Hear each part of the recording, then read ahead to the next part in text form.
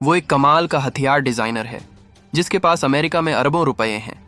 लेकिन एक दिन उसे अफगानिस्तान बुलाया गया ताकि वो अपने बनाए हथियारों का एक जबरदस्त प्रदर्शन कर सके। जैसे ही उसने हाथ उठाया, एक खतरनाक मिसाइल हवा में उठी और फिर हवा में 50 छोटे मिसाइलों में बट गई, जिन्होंने पलक झपकते ही उसके पीछे के पहाड़ को बराबर कर दिया। ये टोनी स्टार्क का सबसे नया हथियार था और सेना वाले इससे बहुत खुश थे। लेकिन वापसी के सफर पर अचानक एक मिसाइल ने हमला कर दिया। सिपाही टोनी को बचाने के लिए गाड़ी से उतरे, मगर अगले ही पल एक गाड़ी से टकराकर मारे गए। टोनी जल्दी से एक बड़ी चट्टान के पीछे छिप गया और मदद के लिए आवाज लगाने ही वाला था कि एक और मिसाइल उसके ठीक पास आ गिरी। जब उसने गौर से देखा तो वो उसकी अपनी ही मिसाइल थी। हालांकि उसने बुलेट प्रूफ जैकेट पहनी हुई थी, फिर भी गोली उसके सीने में घुस गई। जब वो होश में आया तो उसे अपनी नाक में एक लंबी छुरी और सीने पर एक इलेक्ट्रोमैग्नेटिक हार दिखाई दिया, जो एक बैटरी से चलने वाले पावर सोर्स से जुड़ा था। उसके पास बैठे एक बूढ़े आदमी ने उसे बताया कि इसी हार ने उसकी जान बचाई है, क्योंकि ये गोलियों को रोककर दिल तक पहुंचने से बचाता है। अभी गोलियों की आवाज रुकी ही थी कि दहशतगर्दों का एक ग्रुप अंदर आ गया। उन्होंने टोनी को एक कागज दिया और उससे वही मिसाइल बनाने को कहा जो उसने अभी दिखाई थी। टोनी ने तुरंत मना कर दिया, जिसके बाद उसे बुरी तरह पीटा गया। फिर वे टोनी को बाहर ले गए जहां बहुत सारे हथियार रखे थे, और टोनी ने देखा कि वो सब उसके अपने ही बनाए हुए थे। दहशतगर्दों ने बड़े घमंड से कहा कि अगर वो उनके लिए सबसे नई मिसाइल बनाएगा तो उसे सारा जरूरी सामान मिल जाएगा। टोनी ने हां कर दी, मगर उसका दिमाग भागने का रास्ता खोज रहा था। जल्द ही उसे एक तरकीब सूझी। अपने सीने से जुड़ी बैटरी से छुटकारा पाने के लिए टोनी ने 12 मिसाइलों को तोड़ डाला ताकि उनमें मौजूद खास चीजें मिल सकें। उन्हें पिघलाकर उसने हथेली के साइज का एक धातु का छल्ला बनाया और उसे ध्यान से अपने सूट में वेल्ड कर दिया। इस तरह एक छोटा मगर दमदार बैटरी से चलने वाला पावर सोर्स तैयार हुआ। देखने में ये चीज छोटी थी, मगर ये हर सेकंड में 300 मिलियन जूल की ऊर्जा निकाल सकती थी। ये न केवल सीने की बैटरी की जगह ले सकती थी, बल्कि बहुत ज्यादा ताकत भी देती थी। जब डॉक्टर हैरान था, टोनी ने डिजाइन ड्राइंग का एक सेट निकाला और उन्हें जोड़ना शुरू किया। इस तरह पहली पीढ़ी का स्टील कवच मार्क आई बन गया। दुश्मनों से बचने के लिए टोनी ने कवच के हिस्सों को अलग अलग इकट्ठा करने की योजना बनाई। जब टोनी पुर्जों को ठीक कर रहा था तो चालाक दहशतगर्द कमांडर ने कुछ गड़बड़ महसूस की। वो गुस्से में अंदर आया और टोनी से पूछा कि वो उसे बेवकूफ़ क्यों समझता है। डॉक्टर ने समझाया कि ये मिसाइल बनाने के पुर्जे हैं, मगर कमांडर ने यकीन नहीं किया और उसे मारने के लिए बंदूक उठा ली। एक मुश्किल पल में टोनी उसे रोकने के लिए खड़ा हुआ और बोला, अगर डॉक्टर मर गया तो मैं तुम्हारे लिए ज़रूरी हथियार नहीं बना पाऊंगा। कमांडर ने थोड़ी देर के लिए बंदूक नीचे रख दी, मगर धमकी दी, अगर तुम कल तक हथियार नहीं देते तो तुम सब मारे जाओगे। कोई और रास्ता नहीं था। टोनी और डॉक्टर को पूरी रात काम करना पड़ा और वे सो नहीं पाए। आखिरकार पहली पीढ़ी का स्टील कवच मार्क आई पूरा हो गया। दूसरी ओर चालाक दहशतगर्द कमांडर उन्हें निगरानी कैमरे में देख नहीं सका, तो उसने 2 आदमियों को हालात देखने के लिए भेजा। लेकिन टोनी ने दरवाजे पर बम लगा रखा था। जैसे ही उन्होंने दरवाजा खोला, वे धमाके से उड़ गए। कमांडर ने यह देखकर तुरंत सबको गुफा से बाहर बुलाया। कवच अभी तक चालू नहीं हुआ था। टोनी को टाइम देने के लिए डॉक्टर ने बंदूक उठाई और बाहर भागा, मगर वो सिर्फ गुफा के मुहाने तक ही पहुंच सका, जहां दुश्मन पहले से इंतजार कर रहा था। खुशकिस्मती से कवच सही टाइम पर चालू हो गया। पहली पीढ़ी का स्टील कवच मार्क आई मैदान में आ चुका था।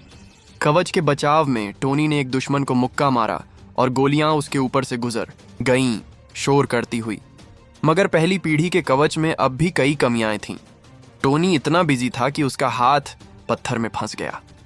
एक सिपाही ने मौका पाकर उसे मारने की कोशिश की, मगर उसे एक लौटती गोली लगी। जब टोनी गुफा में पहुंचा तो उसने देखा कि डॉक्टर की सांसें आखिरी थीं। वो डॉक्टर को अपने साथ ले जाना चाहता था, मगर डॉक्टर ने अपनी आखिरी सांसों में कहा, the greater the ability, the greater the responsibility. अपने डॉक्टर को मरता देख टोनी गुस्से से भर गया और वो गुफा से बाहर निकला। वो दहशतगर्दों का इंतजार कर रहा था कि वो उसे मार डालें। ये पहली पीढ़ी का स्टील कवच मार्क आई था, जो न केवल गोलियां चला सकता था बल्कि आग भी उगल सकता था। लड़ाई के दौरान दहशतगर्दों को बुरी तरह से हराया गया। अपने ही बनाए हुए हथियारों को देखकर टोनी ने उन्हें आग लगा दी। जगह तुरंत धमाके से गूंज उठी। टोनी आखिरी पल में वहां से उड़ गया। हालांकि कवच की ताकत उतनी नहीं थी और वो ज्यादा दूर उड़ने से पहले ही रेगिस्तान में गिर गया। कवच भी जमीन पर आ गिरा। खुशकिस्मती से टोनी को सिर्फ हल्की चोटें आईं। जल्द ही धमाके ने अमेरिकी सेना का ध्यान खींचा। उसका दोस्त जनरल रोड उसे ढूंढकर बचा लाया। इस घटना के बाद टोनी को एहसास हुआ कि उसके हथियारों ने दुनिया में अमन नहीं लाया, बल्कि वे लड़ाई शुरू करने का एक जरिया बन गए थे। ये उसके अमन पसंद स्वभाव के खिलाफ था। इसलिए उसने तुरंत एक प्रेस कॉन्फ्रेंस बुलाई और ऐलान किया कि स्टार्क इंडस्ट्रीज अब कोई हथियार नहीं बनाएगी।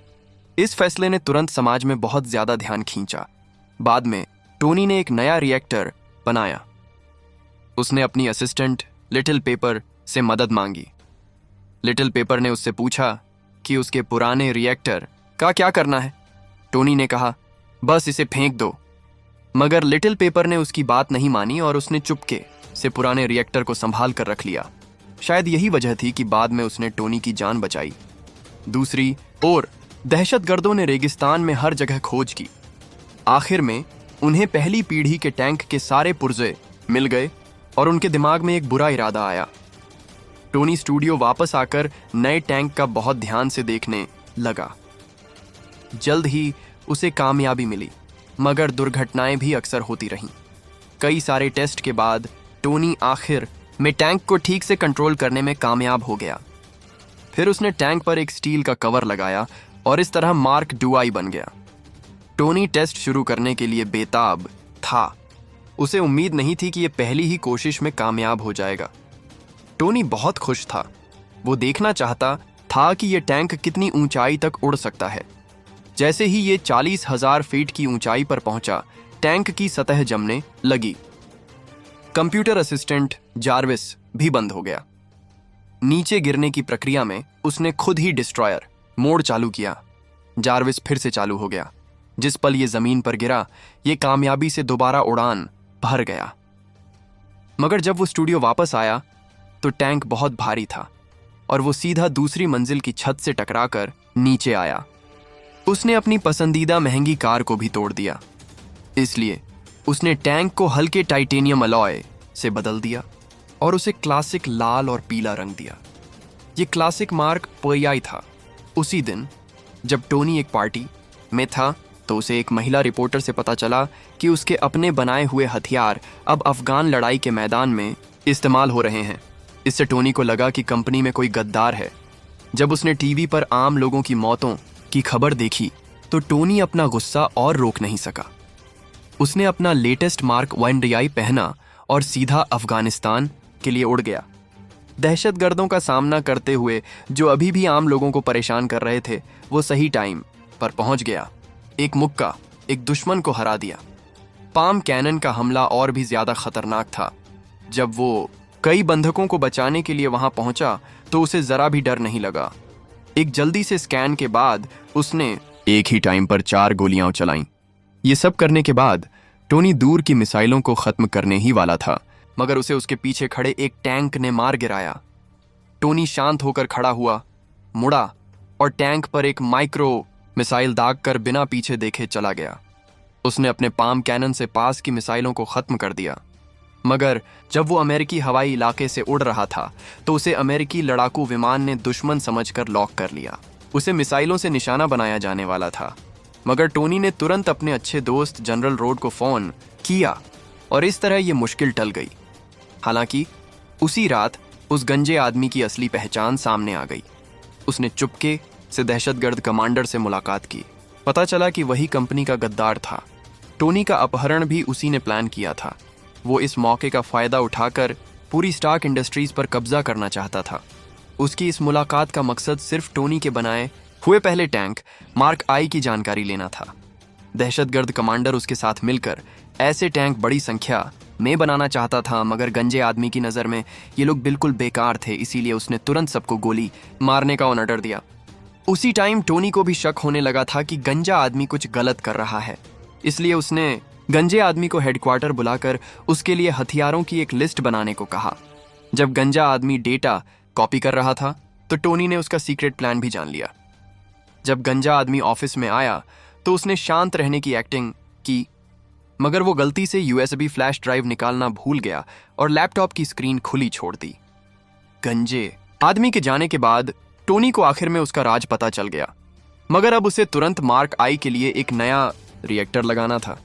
उसने साइंटिस्ट से कमरे में रिएक्टर को छोटा करने को कहा, मगर साइंटिस्ट ने बेबसी से कहा कि वो ऐसा नहीं कर सकता। इससे गंजे आदमी को बहुत गुस्सा आया और उसने कहा, टोनी स्टार्क तो ये सब गुफा में कबाड़ से बना सकता था, मगर सच्चाई ये थी कि हर कोई टोनी जैसा दिमाग वाला नहीं होता और वो खुद इसे नहीं बना सका। गंजे आदमी ने सीधे टोनी के सीने में लगे रिएक्टर पर हमला किया। ये वो पल था जब आयरन मैन मौत के करीब था। सीने से रिएक्टर लेने के लिए गंजे आदमी ने एक साउंड वेव हथियार से टोनी को कंट्रोल किया। सिर्फ एक पल में टोनी हिल नहीं सका और फिर गंजे आदमी ने एक खास डिवाइस निकालकर टोनी के सीने से रिएक्टर को बाहर खींच लिया। गंजा आदमी न केवल टोनी को मारना चाहता था, बल्कि उसने लिटिल पेपर को भी मारने की धमकी दी। अगर टोनी ने टाइम पर रिएक्टर वापस नहीं लगाया तो वो 15 मिनट में दिल के दौरे से मर जाएगा। टोनी भारी कदमों और कांपते शरीर के साथ स्टूडियो पहुंचा, जहां उसने लिटिल पेपर का दिया हुआ बर्थडे गिफ्ट देखा। मगर जब वो रिएक्टर लेने ही वाला था, वो गिर गया। उसी पल मशीन के असिस्टेंट ने उसका मतलब समझा और आयरन मैन को बचा लिया गया। उसी टाइम रोड वहां आया और टोनी को बताया कि लिटिल पेपर लोगों को लेकर गंजे आदमी को पकड़ने गई है। टोनी बहुत परेशान हुआ और तुरंत मार्क सीराई पहनकर लिटिल पेपर को बचाने चला गया। जब गंजा आदमी लिटिल पेपर को मारने ही वाला था, टोनी आसमान से आ गया। दोनों सड़क पर आमने सामने आ गए।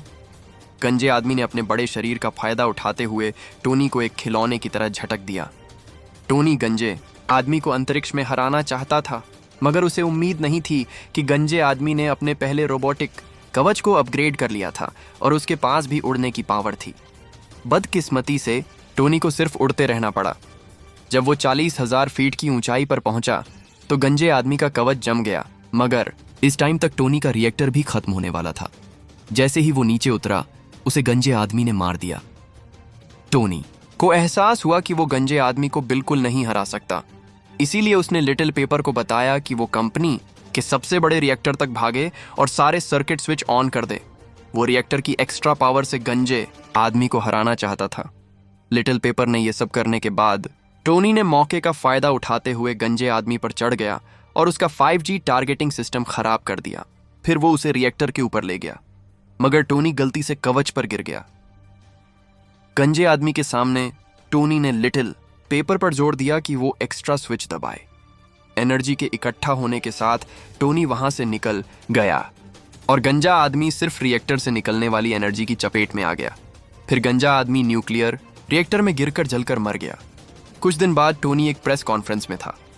रिपोर्टर के कहने पर उसने बिना किसी दिखावे के अपनी पहचान बताई, मैं ही आयरन मैन हूं। आखिर में शील्ड ब्यूरो के डायरेक्टर ने टोनी को ढूंढा और उसे एवेंजर्स टीम में शामिल होने का ऑफर दिया। If you like this movie, please like, subscribe, and tell me what is your favorite superhero name in comment section.